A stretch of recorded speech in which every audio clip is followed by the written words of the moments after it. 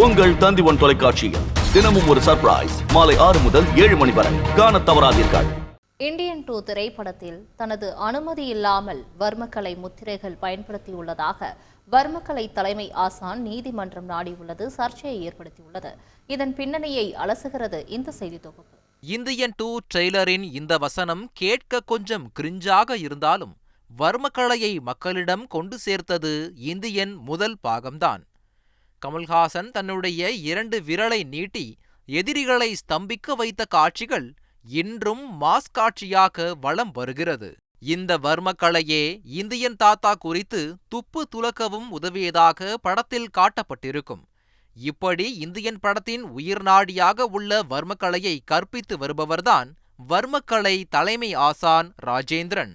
தமிழ் பாரம்பரிய வீரக்கலைகளான கட்டா குஸ்தி, சிலம்பம், கபடி போன்ற கலைகளுக்கு மூத்த கலையாக திகழும் வர்மக்கலை மன்னர் காலத்தில் போர் பயிற்சியாக மன்னர்களுக்கும் மந்திரிகளுக்கும் மெய் காப்பாளர்களுக்கும் பயிற்றுவிக்கப்படும். இதனை தனது பாட்டன் தாத்தாவிடம் இருந்து கற்றுக்கொண்ட ராஜேந்திரன் வர்மக்கலையை வளர்ப்பதற்காக இளைஞர்களுக்கு பயிற்சி அளித்து வந்துள்ளார். பயிற்சி அளிப்பதுடன் நிறுத்தாமல் வர்மக்கலையை உலகம் முழுவதும் கொண்டு செல்ல வேண்டும் என்ற நோக்கத்தில் அது குறித்து புத்தகங்களையும் எழுதியுள்ளார். இந்த புத்தகங்களை பார்த்துதான் இந்தியன் படக்குழு இவரை அணுகியதாக தெரிவிக்கிறார் ராஜேந்திரன். இந்தியன் 1ஆம் பாகத்திற்காக தனக்கு மட்டுமே தெரிந்த வர்மக்கலை முத்திரைகளையும் கற்றுக் கொடுத்திருக்கிறாராம் இவர். இந்தியன் படத்தில் பார்த்துறீங்களா, இந்த முத்திரை விஷ்ணுமுத்திரை, இந்த முத்திரை குதிரைமுக முத்திரை, திரிசூலமுத்திரை, சக்கரமுத்திரை, பஞ்சமுத்திரை. 70 வயது மதிக்கத்தக்க முதியவர் கதாபாத்திரம் வர்மக்கலையில் எவ்விதமான கலையை பயன்படுத்த வேண்டும் என்பதை நடித்து காட்டி செயல்முறை விளக்கங்களுடன் பயிற்சி அளித்ததோடு எழுத்தாளர் சுஜாதாவிற்கு இது குறித்து அறிவியல் விளக்கங்களையும் கொடுத்திருக்கிறார். படத்தின் வெற்றிக்கு முக்கிய அங்கமாக இருந்த வர்மக்கலையை கற்றுக் கொடுத்ததற்கு தான் டிமாண்ட் செய்து பணத்தை வாங்காமல் அவர்கள் கொடுத்த பணத்தை மட்டுமே வாங்கியிருக்கிறார்.